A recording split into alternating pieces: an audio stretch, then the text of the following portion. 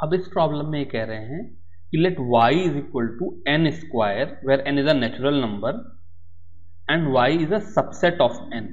इसका मतलब y जो है वो एक ऐसा सेट होगा जिसके एलिमेंट क्या होंगे, y n स्क्वायर है तो 1 होगा, 4 होगा, 9 होगा, सो ऑन सो फोर्थ। लेकिन y खुद नेचुरल नंबर का सेट नहीं है। अगर मैं ऐसा y लूं और f एक फंक्शन है जो कि n से y पे मैप्ड है और fn की वैल्यू n स्क्वायर है, then show that f is invertible. Find the inverse of f। अब यहां पर जो y है वो, अगर मान लो y कोई कैपिटल Y का कोई एलिमेंट है तो वो n स्क्वायर है, तो मैं यहां से n को रूट y ले सकता हूं। और अगर मैं n is equal to root y को ये नया फंक्शन जी वाई डिफाइन कर दूं, g y is equal to root y, तो अब मेरा जो जी वाई होगा उसकी क्या प्रॉपर्टी होगी कि g O F of x का मतलब हो जाएगा g of F x which is ji of x square which is root of x square which is x. तो जी ऑफ एक्स की वैल्यू x हो गई और ऐसे ही f O ji of y की वैल्यू हो जाएगी f ऑफ जी वाई, यानी कि f of root y which is root y का स्क्वायर विच इज y। तो क्योंकि जी ओ एफ एक्स की वैल्यू x हो गई, एफ ओ जी वाई की वैल्यू y हो गई, इसलिए f मेरा इनवर्टेबल है और f inverse x is equal to g x which is root x आ गया। अब ये प्रॉब्लम देखो, ये प्रॉब्लम बहुत इंपॉर्टेंट है। इन्होंने कहा कि let f is a function map from n, natural number से रियल नंबर में डिफाइंड है, जिसकी value F X is equal to 3x square plus 12x plus 5 है। Show that if f is map from n to s where s is range of f is invertible। इन्होंने यहां पर n से r की जगह n से s कर दिया। इस चीज को ध्यान से देखते हैं, ये मेरा सेट है n, ये मेरा सेट है r। n के कुछ एलिमेंट है जैसे 1 है, और मैं अगर इस फंक्शन में 1 डालूं तो 4x square plus 12x plus 15 की वैल्यू हो जाएगी 4 प्लस 12 16 और प्लस 15 31। तो 1 की इमेज 31 हो जाएगी। अगर मैं यहां पर एक और एलिमेंट लूं 2, तो उसकी इमेज क्या हो जाएगी 4 इंटू 4 16 प्लस 12 इंटू 2 24, तो 16 और 24 हो गए 40 प्लस 15 55। तो 2 की इमेज 55 हो जाएगी। इस तरीके से 1 2 3 4 की अलग अलग इमेजेस हो जाएंगी। अब अगर मान लो मेरा ये जो दूसरा वाला सेट है ये रियल नंबर का सेट होता, तो यहां पर मेरे पास कहीं पर कोई ऐसा नंबर होता जहां पर 4x square plus 12x plus 5 की वैल्यू -1000 होती। अब यू कैन इजिली शो कि ऐसा कोई भी x नहीं है जिसके लिए fx की वैल्यू -1000 हो जाए। तो इसका मतलब अगर इस फंक्शन को मैं नेचुरल नंबर से रियल नंबर पे मैप करूं तो in that case f is not onto, और अगर f ऑन टू नहीं है तो ये फंक्शन इनवर्स नहीं कर सकता। दूसरी बात क्या है, जैसे यहां पर इन्होंने 4x square plus 12x plus 15 दे दिया, तो क्लियरली जो हम अगर बेसिक अपनी 11th क्लास की पढ़ाई के हिसाब से देखें तो ये एक पैराबोलिक फंक्शन होगा। इसका मतलब इसका ग्राफ कुछ इस तरीके से होगा। तो ये फंक्शन मैनी टू वन भी होगा। इस x1 और इस x2 के लिए सेम fx1 और fx2 की वैल्यू होंगी। तो ये फंक्शन 1 1 भी नहीं है। तो इस कंडीशन में अगर हम देखें तो अगर ये फंक्शन n से r पे मैप्ड होता तो ये फंक्शन का हम इनवर्स नहीं डिफाइन कर सकते थे, बिकॉज पीछे हमने पढ़ा इनवर्स को डिफाइन करने के लिए फंक्शन का 1 1 ऑन टू होना जरूरी है। अब देखते हैं अगर ये फंक्शन n से r पे मैप्ड नहीं है, n से s पे मैप्ड है, तो ये s है क्या।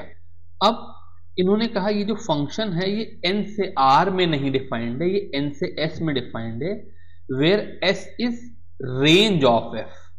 यानी कि अगर मैं n के एलिमेंट ले लूं 1 2 3 4 सो ऑन सो फोर्थ, तो जो मेरा s है उसमें 1 पे जैसे मैंने अभी निकाला था 31 एक एलिमेंट होगा, 2 पे 55 एक एलिमेंट होगा, सो ऑन सो फोर्थ, इस तरह के ही एलिमेंट होंगे। तो क्लियरली जो मेरा s है वो ऑन टू हो गया, बिकॉज जो मेरी रेंज है वही कोडोमेन है।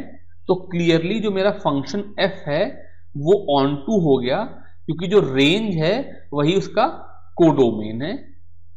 दूसरी बात क्या है, अगर मैं इस function fx is equal to 4x square plus 12x plus 15 की वैल्यू देखूं, तो इसको मैं सिंप्लीफाई करके fx को 4x square which is basically 2x का whole square plus twice of 2x into 3 12x बनाने के लिए, प्लस 3 का स्क्वायर विच इज 9 प्लस 6 लिख सकता हूं विच इज 2x प्लस 3 का होल स्क्वायर प्लस 6। तो अगर ये फंक्शन एक पैराबोला है भी, तो इस पैराबोला का जो मिनिमा है वो x इज इक्वल टू -3/2 पे आ रहा है, लेकिन जो मेरा फंक्शन है वो 1 2 3 4 पे डिफाइंड है, यानी कि यहां 1 यहां 2 इस साइड पे डिफाइंड है, और यहां पर ये जो फंक्शन है ये 1 1 भी है। तो अब मैंने s अपना एक ऐसा सेट ले लिया जहां पर नेचुरल नंबर से s पे जब ये फंक्शन डिफाइन किया गया तो ये फंक्शन 1 1 भी है और ऑन टू भी है, इसलिए ही इसका इनवर्स एग्जिस्ट कर सकता है। अब अगर इसका इनवर्स एग्जिस्ट कर रहा है तो मुझे इसका इनवर्स निकालना है, जो कि बहुत सिंपल है। सपोज करो मैं y ले लूं 4x square plus 12x plus 5, तो इस y को मैं सिंपली 2x प्लस 3 का होल स्क्वायर प्लस 6 लिख सकता हूं। यहां से आ गया 2x plus 3 is equal to root of y minus 6, या x is equal to -3 plus root of y minus 6 upon.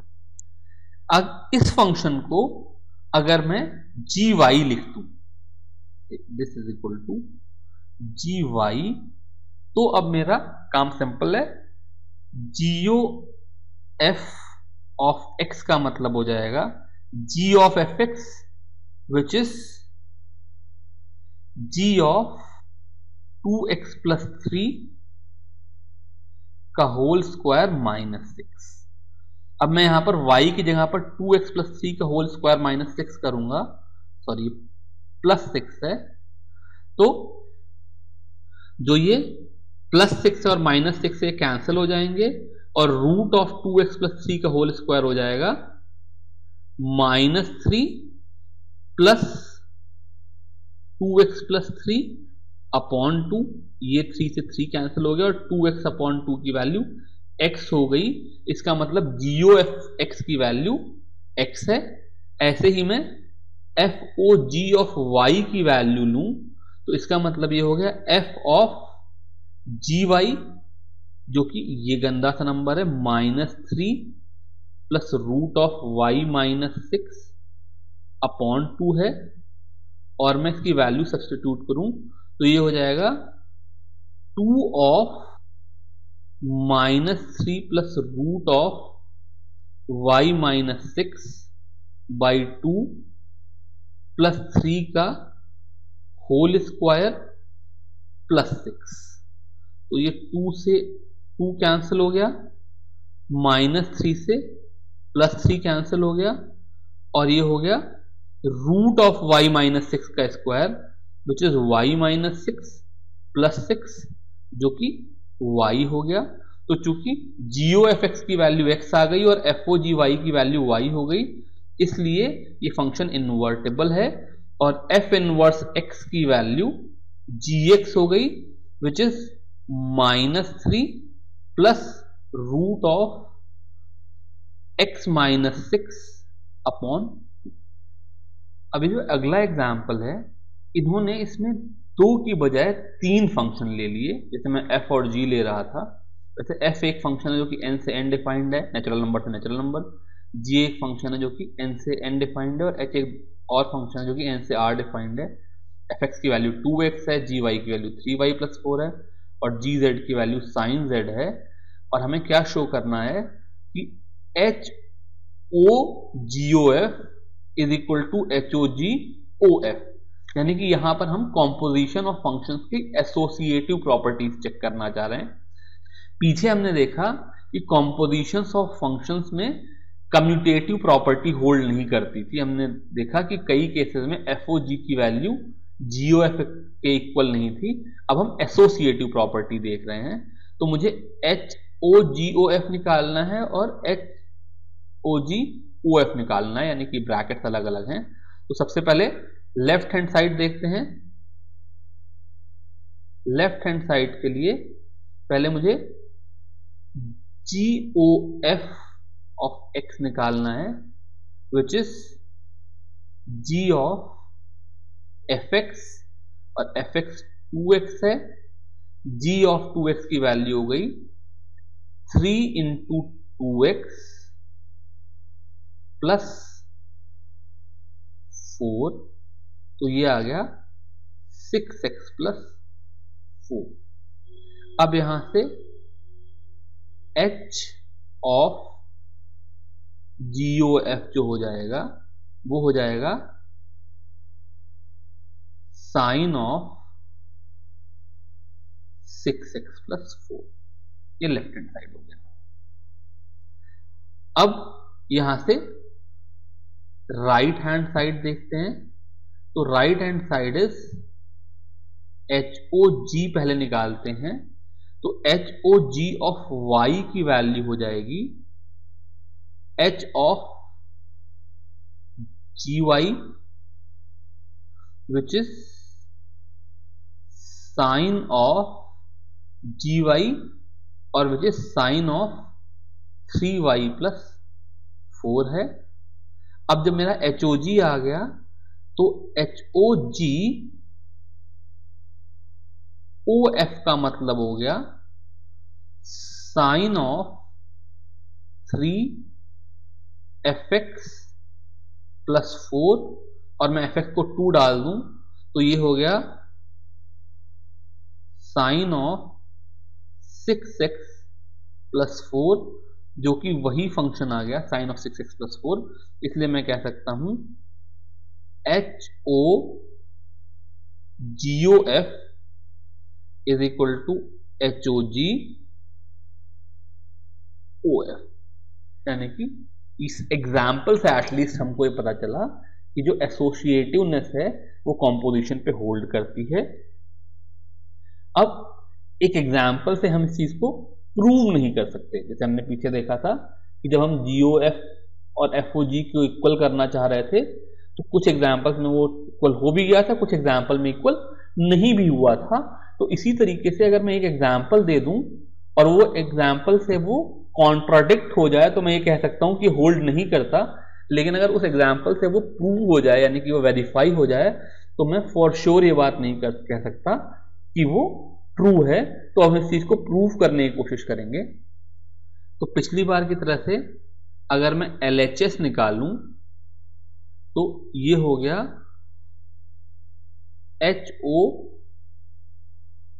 HOGOF of x which is H of GOFX, और GOFX का मतलब होता है G of fx। तो ये हो गया H of G of fx, bracket close, ये ब्रैकेट क्लोज। अब मैं अगर अपना राइट हैंड साइड निकालूं तो ये हो जाएगा H O G on F. इसका मतलब हो गया H of ji Y where Y is equal to F X. इसका मतलब हो गया H of G of F x which is same as this. इसलिए हम ये बात कह सकते हैं कि कॉम्पोजिशंस ऑफ फंक्शंस में एसोसिएटिव प्रॉपर्टी हमेशा होल्ड करती है। अब यहां पर उन्होंने एक एग्जाम्पल लिया जिसके थ्रू ये हमें ये शो करना चाह रहे हैं कि जीओ एफ का inverse is equal to f inverse o g inverse है। तो कहते हैं consider f is a function which is map from 1 to 3 to ABC। ऐसे ही g is a function which is map from ABC to apple ball cat defined by f1 की value दे दी, f2 की value दे दी, f3 की value दे दी, GA की वैल्यू दे दी, GB की वैल्यू दे दी, GC की वैल्यू दे दी। Show that FG and GOF are invertible.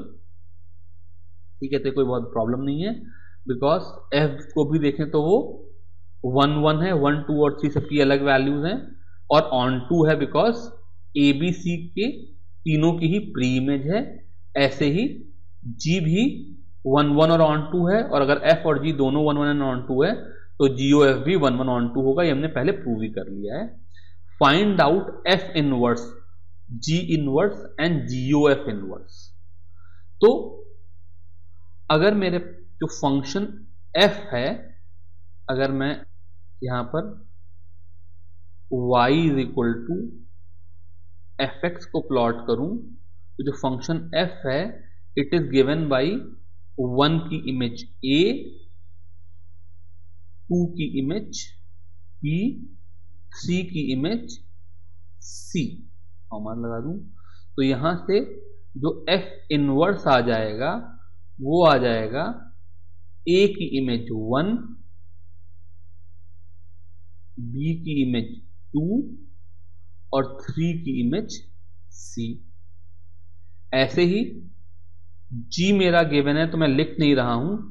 g में a की इमेज है एप्पल, b की इमेज है बॉल, c की इमेज है कैट। तो जो g इनवर्स आ जाएगा उसकी वैल्यू हो जाएगी एप्पल की इमेज a, बॉल की इमेज b और कैट की इमेज c। ये g इनवर्स आ गया। अब इन्होंने कहा GOF का इनवर्स निकालना है तो GOF का इनवर्स निकालने के लिए मैं क्या करूंगा, पहले GOF लिखूंगा। तो GOF का मतलब है G ऑफ fx। तो 1 की इमेज a और a की इमेज एप्पल, इसलिए GOF में 1 की इमेज एप्पल, 2 की इमेज बॉल और 3 की इमेज कैट हो गई। ये तो नॉर्मल सा काम था जो हम कर रहे थे। अब ये कह रहे हैं कि ऐसे ही GOF का इनवर्स निकालो और शो करो कि GOF का inverse is equal to F inverse OG inverse. तो GOF का इनवर्स जो हो जाएगा वो हो जाएगा एप्पल की इमेज 1, बॉल की इमेज 2 और कैट की इमेज 3। ये GOF का इनवर्स हो जाएगा। अब देखते हैं F इनवर्स OG इनवर्स क्या होता है। तो F इनवर्स OG इनवर्स में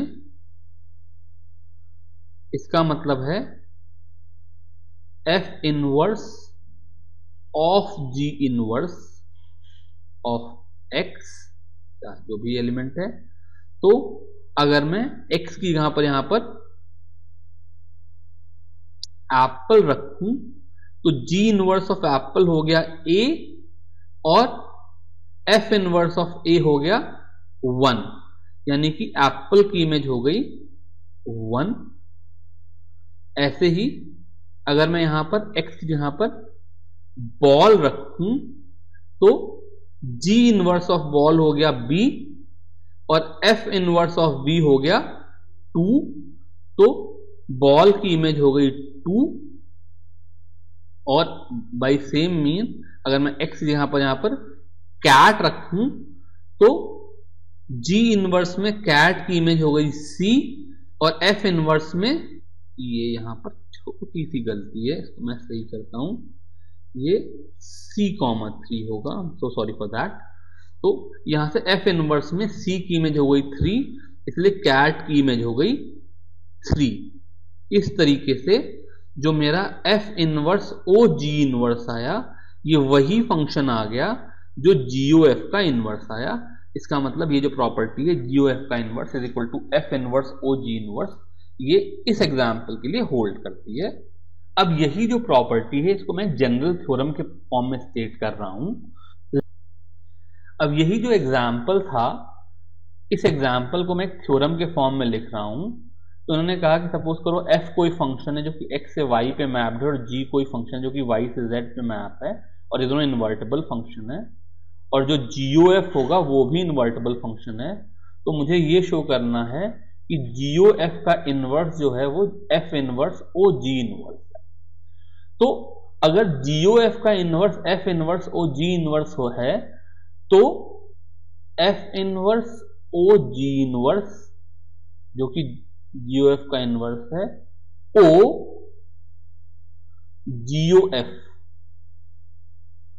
इस चीज की वैल्यू आइडेंटिटी फंक्शन होनी चाहिए, ये मुझे शो करना है। तो मैं इसको यहां पर टू शो लिख दे रहा हूं। तो चलो हम लोग लेफ्ट हैंड साइड से स्टार्ट करते हैं। तो F inverse O G inverse O GOF है। तो हमने एसोसिएटिव लॉ में पढ़ा कि जब भी मेरे पास इस तरह के कॉम्पोजिशन ऑफ कॉम्पोजिशन है तो मैं उनमें ब्रैकेट्स आगे पीछे कर सकता हूं। तो इस चीज की वैल्यू हो जाएगी F inverse O G inverse O G OF, एसोसिएटिवनेस की वजह से, और G इनवर्स O G का मतलब हो गया आइडेंटिटी फंक्शन। तो ये हो गया F inverse O I OF, मान लो मैं ब्रैकेट यहां लगा लूं तो IOF की वैल्यू फिर से F हो जाएगी। आइडेंटिटी फंक्शन किसी भी फंक्शन के साथ कॉम्पोजिशन करेगा तो सेम फंक्शन दे देगा, इसका मतलब इसकी वैल्यू हो गई F इनवर्स ऑफ F, और जो कि खुद अपने आप में आइडेंटिटी फंक्शन है। इसलिए जो मेरा GOF का इनवर्स है वो F इनवर्स OG इनवर्स के इक्वल आ गया। GOF का inverse is equal to F inverse OG inverse, hence. अब इस इनवर्स के कंसेप्ट पे एक प्रॉब्लम कर लेते हैं। इन्होंने कहा let S is equal to 1 2 3 be some set. तो यहां पर एक फंक्शन f डिफाइंड है S to S में, ये 3 ऑप्शन है। हमें ये बताना है कि इन ऑप्शंस में से कहां कहां पे f इनवर्स एग्जिस्ट करता है, और अगर एग्जिस्ट करता है तो उसकी वैल्यू कितनी, ये बताना है। तो पहले तो देखते हैं कहां कहां पे एग्जिस्ट करता है। तो f इनवर्स के एग्जिस्टेंस के लिए हमने ये चीज पीछे पढ़ी थी कि f इनवर्स वहीं पर एग्जिस्ट करता है जहां पे फंक्शन 1 1 और ऑन 2 हो।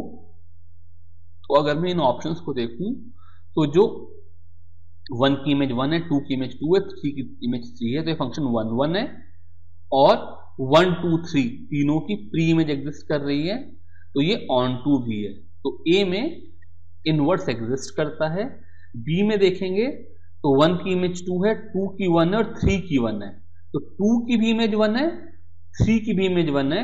इसका मतलब ये फंक्शन 1 1 नहीं है, इसलिए यहां पर इनवर्स एग्जिस्ट नहीं करता है।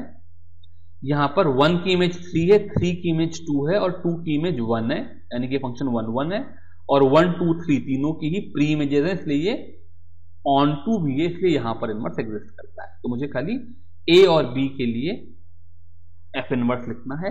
A के लिए तो सिंपल है, अगर जो मेरा A देखें तो उसके लिए F जो है वो आइडेंटिटी फंक्शन है, तो F इनवर्स X भी वैसे ही डिफाइन हो जाएगा। 1 की इमेज 1 थी तो इनवर्स में 1 की इमेज 1 हो जाएगी, 2 की इमेज 2 हो जाएगी, 3 की इमेज 3 हो जाएगी। सी में मैं देखूं, ये ए वाला है, सी में अगर मैं देखूं तो यहां पर जो मैं एफ इनवर्स एक्स डिफाइन करूंगा तो एफ में 1 की इमेज 3 थी, तो सी में 3 की इमेज 1 हो जाएगी एफ इनवर्स के लिए। ऐसे ही 3 की इमेज 2 थी एफ में, तो एफ इनवर्स में 2 की इमेज 3 हो जाएगी, और 2 की इमेज 1 थी एफ में, तो एफ इनवर्स में 1 की इमेज 2 हो जाएगी। इस तरीके से मेरा एफ इनवर्स एक्स भी डिफाइन हो गया। With this we finish all the examples. अब एक्सरसाइज करते हैं।